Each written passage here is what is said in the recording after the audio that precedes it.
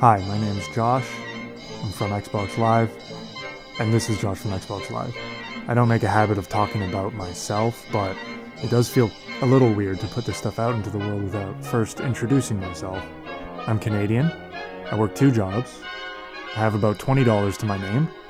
I have 2 master's degrees, and even though my degrees are in film, I prefer the word cinema to the word film. Cinema is the broader term. Its origins lie in France with an invention called the cinematograph. That name comes from 2 Greek words, kinema, meaning movement, and grapho, meaning write.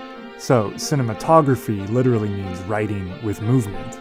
This concept was born in 1896, but the art of writing in movement has a vast prehistory that I am skirting over here. And the art of writing in movement will outlive celluloid film. Thus, TikTok is cinema. The animations on the screens in bowling alleys are cinema. DVD player screensavers are cinema. TV commercials are cinema. Maybe even video games are cinema. But just because something is cinema doesn't necessarily mean that it's art. So here's my question for you. Where does the art of cinema lie? You may think the art of cinema lies in showing things, or perhaps it has a bit more to do with the juxtaposition of things shown, rather than the individual things in themselves. Well, it's both of these things, but it's also something much more. Or maybe I should say something much less. The art of cinema lies in not showing things. There is at least one inherent absence to every single image. And that absence is what lies outside of the frame. A frame is just a membrane between what is shown and what isn't shown. But every cinematic image has at least one additional absence to this, and that is the apparatus which created the image. In other words, the camera.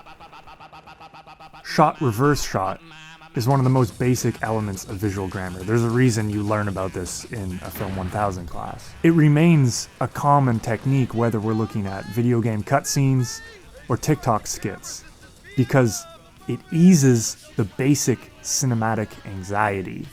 And what do I mean by that phrase, basic cinematic anxiety? Well, if you stay in any one shot long enough, the audience begins to grow aware that they are watching an image that was captured by some kind of unseen apparatus. So for live action cinema, that means a physical camera was there within that physical space, and we can't see it. That starts to make us feel a little anxious over time. But in animation or video games, there's also a virtual camera, which is programmed by the game's code. In any case, the apparatus is the force responsible for creating these images that we're looking at. There is some unseen entity, an entity that 70s structuralist film theorists like to call the absent one, a ghost that haunts every cinematic image ever made. And if you stay in any shot long enough, you'll become aware of the absent one's unblinking gaze, and realize that you, the spectator, are complicit in this regime of idealized voyeurism. The shot reverse shot, along with a few other basic techniques called collectively continuity editing, or maybe just classical cinema, provide a grammar in which narrative cinema is possible. Collectively, these techniques establish another membrane, this one delimiting between what is diegetic and what is non-diegetic. So take, for example, the opening of Eyes Wide Shut. The music that plays over the credits doesn't belong to anywhere within the frame. It's simply emerging from, let's say, the absent one, the creator of this image who placed it there. In other words, is non-diegetic. But then something changes. It's revealed that the music was playing from a stereo within the fictional space all along. In other words, the music becomes diegetic. Now, this is a brilliant way to open a film because it pulls the spectator, along with the music, from somewhere outside of the diegesis into it. Diegesis is another Greek word. It basically means narrative, but within the context of film theory, we use it to refer to the imaginary, hermetically sealed, continuous world within which the narrative takes place. The diegesis is continuous because every time we cut within a scene, we assume, unless told otherwise, that we haven't also jumped in time, that the flow of time goes on unimpeded. And look, you can now see that there's no camera there where the camera just was. When you cut within a space, it eases our anxiety because there is no camera there now. It leads us to believe that there is no camera at all. There is no apparatus. There is no absent one. These images simply created themselves. And the diegesis on the other side of the screen is a real world. And these people exist independently of you, the viewer. So I hope you see what I mean when I say that cinema is not just the art of showing things, but it's also the art of not showing things. The magic of its visual illusion relies upon so many things going unseen. All perception, not just cinematic perception, is nothing more than a subtraction of one part from a whole. Now, this is not just pointless pontificating. If you're a filmmaker, you need to seriously think about how to practice and deploy the subtle art of not showing things. Not showing things is one of your most basic techniques as a filmmaker. By not showing something, you can raise anxiety about what happened after a fade out. You can make your audience curious about who a character is and why she's hiding her face. Not showing something can be used to create a sense of mystery, or a sense of paranoia, or a sense of horror. There's someone standing over there. It can be used to express a character's longing. It can allow a character to grow 3 arms magically. It can be used to flip light switches where there actually are none, or you can rush through a character undressing. You can make violence more shocking, or make violence less shocking. You can make stunts safer, or just make everything stylized, or just make everything realistic. You can make things poignant, or make things epic. You can even make things funny. You can't just show things all the time. You also have to not show things too. But the same holds true for sound. You can't just play sounds all the time. If you want something to sound big, you need contrast. You need a little silence before it. And if you want to make a battle emotionally resonant, then put a quiet moment right in the middle of it.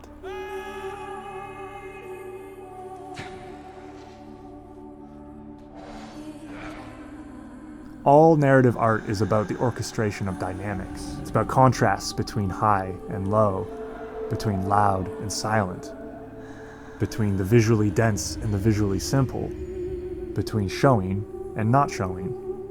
This is what so few contemporary directors understand. The denial of visual pleasure is itself an integral part of visual pleasure. CGI is largely an abomination for this reason, because it gives filmmakers who have more than $20 to their name carte blanche to stop practicing the art of cinema and simply come out and show everything. In this sense, much of modern cinema is pornographic. Now, this has nothing to do with being a quote-unquote visual director. Even some of the most visual directors, like Paul Thomas Anderson, know exactly when to withhold visual information and exactly what the effect on the audience will be.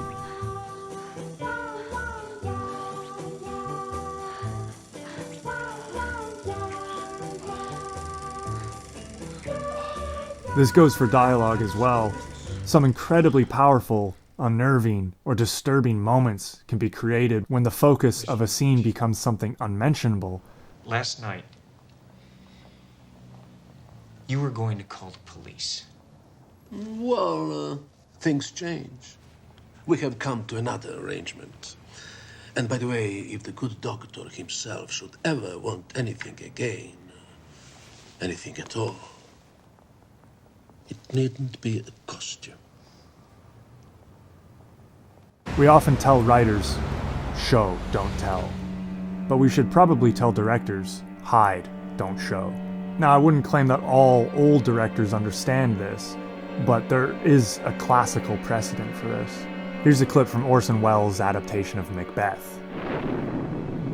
But screw your courage to the sticking place, and will not fail.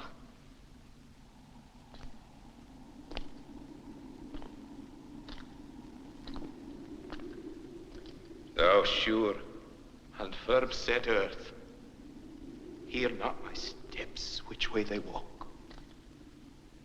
for fear the very stones prate of my whereabouts. I go and it is done. The bell invites me. Hear it not, Duncan, for 'tis a knell that summons thee to heaven or to hell. Thus far in the play, Macbeth has been the protagonist, but Shakespeare keeps us with Lady Macbeth in this scene. That which hath made them drunk hath made me bold. What hath quenched them hath given me fire. We switch perspective. Why? Maybe you think this is about the limitations of the medium of theater, but it's not. Shakespeare understood his medium, just as Orson Welles understood his. They're both fully aware of the dramaturgical power of switching protagonists at this moment. The result is that we don't see the murder. The murder that the entire story revolves around. About it. Alack! I am afraid they have awaked, and 'tis not done. The attempt and not the deed confounds us.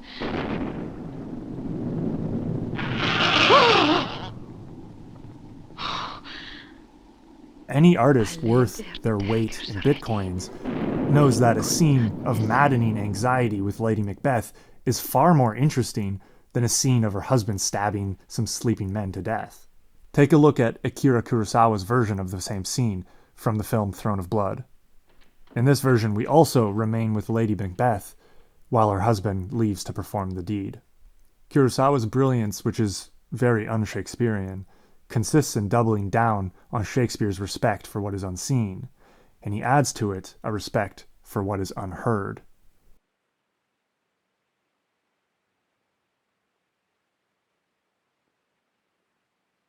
Kurosawa knows how to use silence.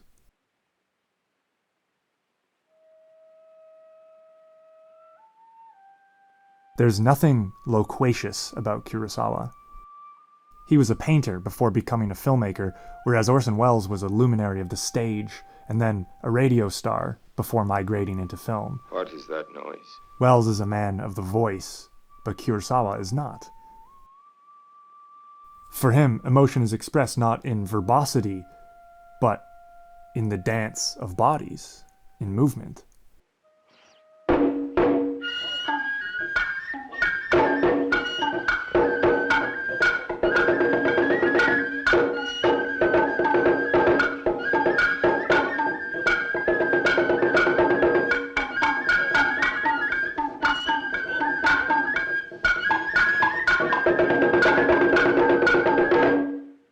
Kurosawa is a master of using cinema to express narrative ideas. Filmmakers would do very well to watch his films very closely, especially his earlier lower-budget films. Take this example from the film No Regrets for Our Youth.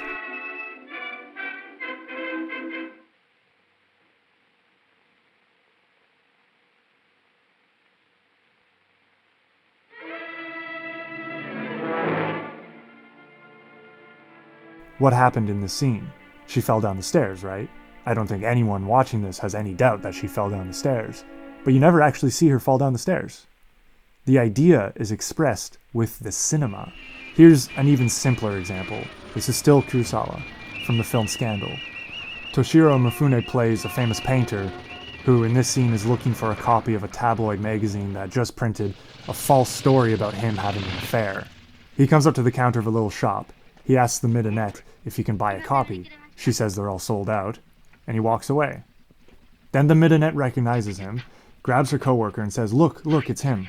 This entire scene plays out in one single shot, a basic medium shot.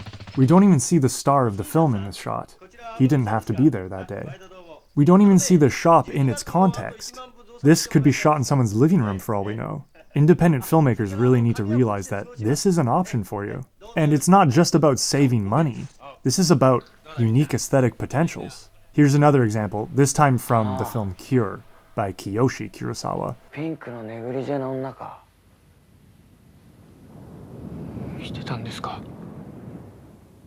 俺には何も思い出せない。思い出すのはあんただ。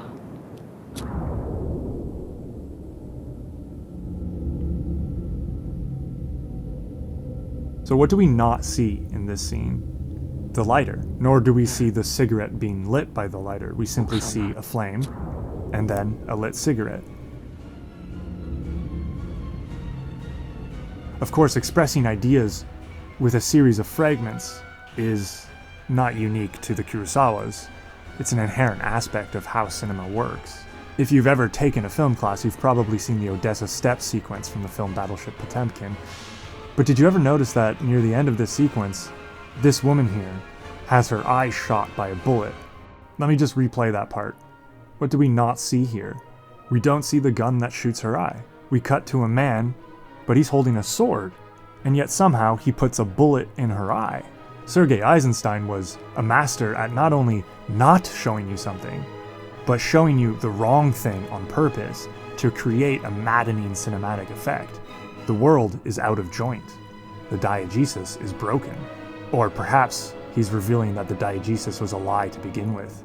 This is the classic example of anti-classical cinema. But cinema isn't just about not showing something that we expect to see, it's about the strange juxtapositions that occur when you remove something from its chain of causation. Let's look at another Eisenstein film called Strike, which demonstrates a technique he called intellectual montage. It's a technique where you intercut images that come from outside of the story world entirely, in order to express a metaphorical or symbolic idea. So here the workers who are on strike and fighting the government are being shot and slaughtered by the police. Eisenstein cuts suddenly to a cow being slaughtered. Now listen, I'm about to show a cow being slaughtered. I'm going to show the shot, so look away if you need to. This scene was most famously remade at the climax of Apocalypse Now, a sequence which is rich with respect for the unseen. Not only do we never see Willard's weapon connect with Kurtz's body, but we can barely see either of the men. They are steeped in shadow.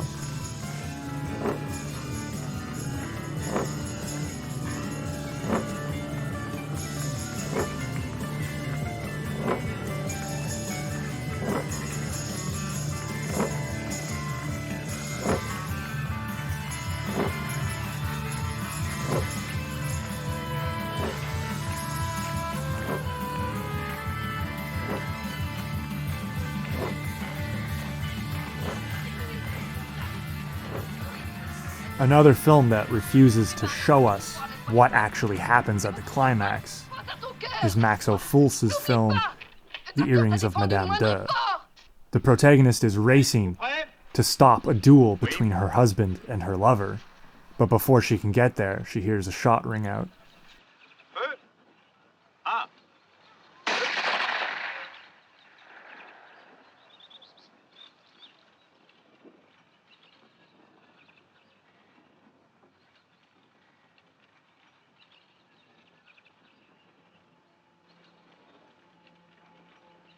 Over the mountains is the shrine to Rita, where all at the end of the line. But perhaps the most radical example of a film that denies the viewer their visual pleasure is Derek Jarman's final film, Blue. In and trapped by the facts of the world.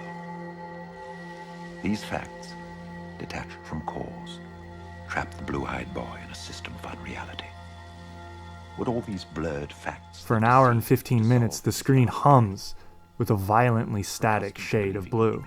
But the soundtrack is rich with dialogue, with music, with sound design, with narration, and it tells a very abstract and yet tragic story, while the image shows us nothing. From the bottom of your heart, pray to be released from image. Here at the very fringes of experimental film do we see the essence of cinema. The true writing and movement does not occur on the screen but inside our minds. The life of a film hides in the gaps between images. We must resist the urge to shore up such gaps between images, to fill every narrative lacuna, to explain what this character was doing between one film and the next.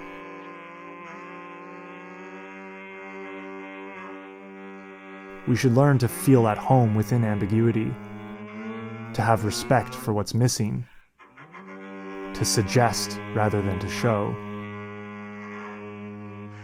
and to admire the smooth flow of broken fragments that is cinema.